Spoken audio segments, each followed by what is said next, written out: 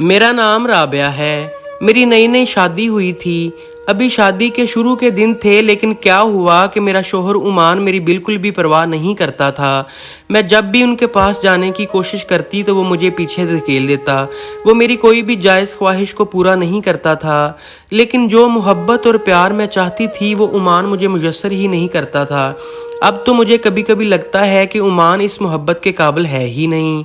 शुरू में तो मैं ज़िद करती थी कि मुझे वो मोहब्बत चाहिए, लेकिन अब मैंने उमान से ज़िद करना भी छोड़ दी थी, क्योंकि वो मेरी ख्वाहिशात को पूरा ही नहीं करता था।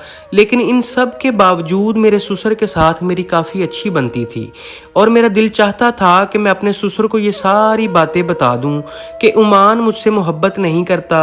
लेकिन फिर मैं ये सोचती थी कि इससे मेरे शोहर की बदनामी होगी, लेकिन खामोश कितनी देर तक रह सकती थी।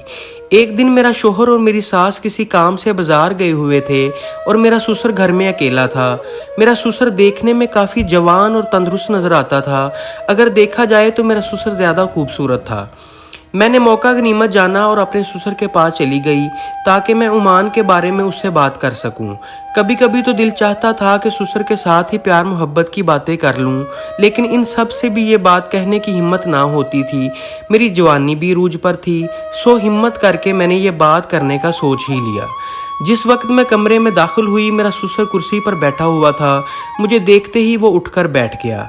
मैं आगे चली गई और अपने ससुर के पास जाकर बैठी। जैसा कि मैं पहले ही बता चुकी हूँ कि मेरे ससुर अभी देखने में जवान आदमी था, और उनके पास जाते ही मुझे कुछ अजीब सा महसूस होने लगा और मेरा दिल कर रहा था कि वो खुद कोई बात शुरू कर दे।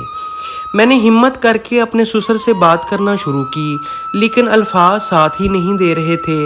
वो मुझे कहने लगे कि क्या हुआ है बेटी, तुम कुछ परेशान लग रही हो। मैंने कहा कि बात ही कुछ ऐसी है कि मुझे कहते हुए भी शर्म आ रही है।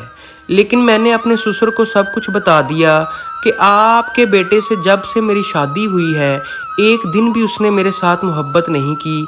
मैं करूं तो करूं क्या। मेरे ससुर ने मुझे सब्र करने का मशवरा दिया और कहने लगा कि हमारा बेटा शुरू से ही शर्मीला है।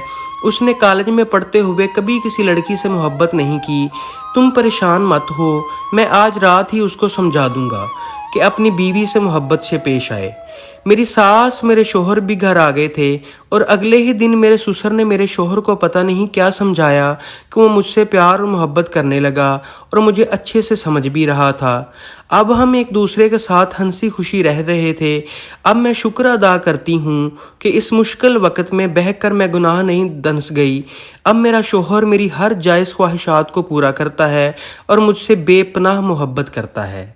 दोस्तों, अगर मेरी ये कहानी आपको अच्छी लगी हो तो प्लीज़ इसको ज़्यादा से ज़्यादा लाइक करें, और मेरी इस तरह की मज़ीद कहानियों के लिए मेरे चैनल बोल्ड स्टोरीज़ हब को लाजमी सब्सक्राइब कर लें। शुक्रिया।